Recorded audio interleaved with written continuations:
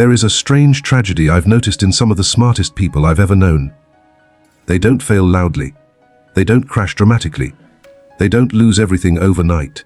They slowly disappear. Their lives look fine from the outside, but inside something is locked, frozen watching. They think more than they live, understand more than they feel, and without realizing it, their intelligence becomes a cage they decorate instead of a tool they use. If you've ever felt stuck, not because you don't know enough, but because you know too much, this story is about you. I will not change your core meaning, only deepen it, add live texture, inner dialogue, and emotional continuity.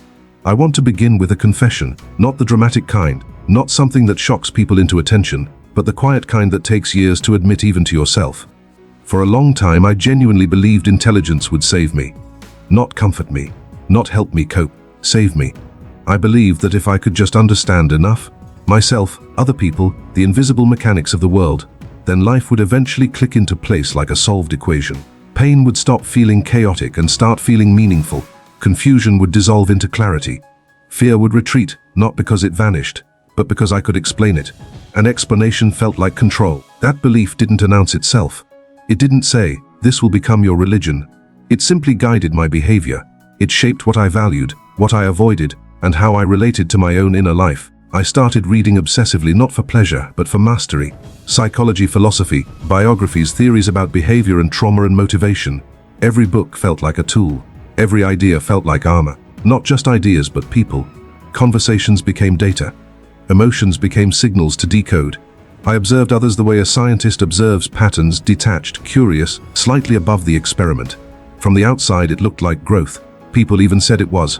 I sounded thoughtful, self-aware, deep. I could articulate insights that impressed others and reassured myself. I could explain why people acted the way they did, why relationships failed, why suffering existed. And because I could explain it, I assumed I was transcending it. But something subtle was happening beneath all that clarity. Life was moving forward quietly, relentlessly, and I wasn't moving with it. I was standing beside it, narrating. Moments passed, experiences came and went, and instead of being inside them, I was interpreting them, turning them into meaning instead of allowing them to change me. I wasn't present, I was observant. I wasn't vulnerable, I was informed. There's a difference between insight and intimacy with life, and I didn't realize I had chosen one at the expense of the other. I mistook understanding for participation. I believed that if I could explain my emotions, I had already felt them fully. But explanation is clean, living is not, and slowly, without realizing it, I had traded the messiness of experience for the safety of thought. There is a moment, so quiet most people miss it, when intelligence stops being a gift and starts becoming a defense. It doesn't happen all at once. There's no clear line where you can say, this is where it went wrong. It feels reasonable, responsible, even mature. After all, understanding seems better than reacting. Thinking seems better than feeling blindly. Analysis seems better than chaos. And intelligence itself isn't the problem. It never was. The problem is what the mind learns to do with it. Because the mind is clever, but it is not brave by default. It is oriented towards survival, not truth. And at some point, the mind discovers a dangerous trick. It realizes that it can protect itself by understanding instead of experiencing. If you can explain an emotion, you don't have to stay inside it. If you can label fear, you don't have to sit with uncertainty. If you can analyze pain, you don't have to let it touch you deeply enough to change you.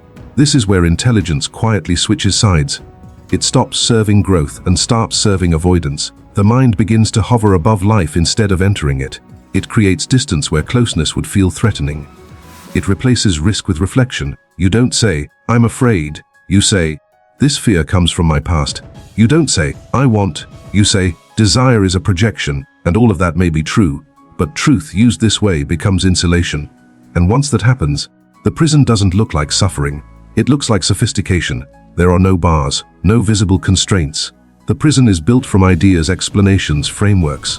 From always having a reason not to leap, always having insight instead of action. The cell is furnished with books, theories, and self-awareness. And because it looks intelligent, you don't realize you're trapped. You call it patience. You call it discernment. You call it being above, impulsive living. But underneath, something vital is being postponed. The tragedy is that intelligence makes the prison comfortable. It gives you language for why you're still waiting, why you're not ready, why this moment isn't right yet. And because the reasons sound intelligent, you don't question them. Until one day, you notice something unbearable. You understand life deeply. but you are not living it fully. I once knew a man who embodied this more clearly than anyone I've ever met. He was brilliant in that effortless way, articulate, thoughtful, endlessly perceptive. People admired him without him trying. They came to him for advice, not because he spoke loudly, but because he saw clearly. He could explain emotional dynamics with stunning precision. He understood power, attachment, fear, motivation. He could see patterns in relationships long before anyone else sensed something was wrong. And yet, he was alone, not in the obvious sense. He had people around him, conversations, social movement, but emotionally, he remained untouched, unentered, like a house everyone admired from the outside but no one ever truly lived in, including him. Whenever someone came close, something subtle happened. He didn't reject them. He didn't push them away. He analyzed the connection instead of entering it. He watched himself feel instead of feeling. If pain appeared, he reframed it instantly. If fear rose, he translated it into theory. Every emotion was intercepted before it reached his core. Nothing ever landed deeply enough to transform him. One day we were sitting across from each other, coffee cooling between us, and he said something I never forgot. Not dramatically, almost casually. He said, "I understand why I'm unhappy. I just don't know how to stop it." That sentence holds an entire tragedy inside it, because it reveals the limit of intelligence. He had insight without movement, awareness without surrender. He knew the origins of his pain, but he had never allowed himself to be vulnerable enough to outgrow it. Understanding had replaced transformation. Insight had replaced courage, and intelligence, quietly, politely, had taken control of his life, not as a tyrant, as a protector. And that is what made it so hard to escape. This section you sent is very large, so I'll do this the right way, not the rushed way. At some point, the intelligent person realizes something frightening. Not all at once, not like a revelation that strikes with lightning, but as a slow, unsettling awareness that creeps in during quiet moments. They begin to notice that they can see every angle of a situation before anyone else even realizes there is a situation. Every possibility unfolds in their mind automatically. Every risk appears before a step is taken. Every flaw reveals itself before commitment has a chance to form. And at first this feels like power. It feels like mastery. It feels like being ahead of life instead of at its mercy. But slowly, invisibly, that power begins to turn inward. What once felt like clarity starts to feel like weight. Because when you see too much, choosing starts to feel irresponsible. Every decision carries consequences you can already imagine. Acting feels naive, almost reckless, because you know what could go wrong. Committing feels dangerous, because you can already foresee the disappointment, the loss, the regret. Trusting feels irrational, because you understand how fragile people are, how patterns repeat, how promises collapse. So you retreat, not physically but internally. You stay in the mind. You stay in analysis. You stay in thought. Thinking becomes safer than living because thinking does not require exposure. Thinking does not demand vulnerability. Thinking allows you to rehearse life without risking anything real. And the tragedy is that no one sees this as fear, not even you. It looks like wisdom. It looks like caution. It looks like intelligence doing its job. But life does not unfold in the mind. Life unfolds in action, in risk, in moments where you cannot see the outcome clearly. And the more intelligent you are, the harder this becomes, because uncertainty feels unnecessary when you believe understanding should come first. Yet understanding never fully arrives before life demands movement. And so the intelligent person waits, waiting for clarity, waiting for certainty, waiting for the moment when fear dissolves. That moment rarely comes, and slowly, without drama, life begins to pass by. I remember a time when I stood at the edge of a decision that terrified me, not in a cinematic way, not with dramatic stakes that anyone else would recognize. There was no cliff, no visible crisis, no moment where everything would obviously change forever. It was a quiet decision, the kind people underestimate. A simple choice to step into something uncertain, something unproven, something that required vulnerability, or to stay exactly where I was. And I did what intelligent people do best. I gathered reasons, I examined every variable, I questioned my motives, I evaluated timing, readiness, emotional preparedness. I could list every reason not to move, and the disturbing part was this: every single reason was intelligent, logical, defensible, convincing. If I had presented them to anyone else, they would have nodded in agreement. They would have called it maturity, responsibility, self-awareness. But something felt wrong. As I sat with those reasons, I noticed something unsettling. None of them were guiding me forward. They weren't helping me grow. They weren't opening life. They were protecting me from fear, from uncertainty, from the possibility of being wrong. My intelligence wasn't leading me toward truth. It was leading me toward safety. And safety disguised as wisdom had learned how to keep me exactly where I was. That was the moment I realized intelligence had learned a new language. It had learned how to sound wise while keeping me small, how to justify hesitation, how to dress fear in rational clothing, how to turn avoidance into insight. And because it sounded intelligent, I trusted it. I didn't question it. I assumed it had my best interests at heart. But intelligence, when driven by fear, does not serve life. It serves preservation, and preservation over time becomes stagnation. That decision I avoided didn't destroy me, but avoiding it slowly diminished me, not through failure, but through absence, through the quiet erosion that comes from not stepping forward when life asks you to. This is how intelligence becomes a prison, not by limiting what you know, but by expanding what you fear. Because the more you see, the more you can imagine going wrong. Your mind becomes a theater of possible disasters, each one more convincing than the last. And imagination, when ungrounded in action, does not liberate. It paralyzes. It turns insight into anxiety wearing the mask of foresight. Fear doesn't announce itself anymore. It doesn't say, "I'm afraid." It says, "This isn't the right time." It says, "You need more information." It says, "You're not ready yet." And because those statements sound reasonable, they are rarely challenged. The intelligent mind learns how to delay life indefinitely while believing it is preparing for it. And the cruel irony is this: the smarter you are, the better you are at convincing yourself to wait. You can always find another angle, another flaw, another reason to hesitate, and so the prison doesn't feel like confinement. It feels like refinement, like discernment, like being above impulsive living. But beneath all that refinement, fear quietly expands. Not fear of danger, but fear of being exposed, fear of making mistakes, fear of entering situations where understanding comes after action, not before. And so intelligence tightens its grip, not to free you, but to protect you from uncertainty. And protection, when taken too far, becomes imprisonment. There is another layer to this prison, one that is rarely acknowledged because it feels flattering rather than limiting. Intelligent people often build their identity around being the one who understands, the observer, the thinker, the one who sees patterns while others are lost in emotion, the one above the chaos.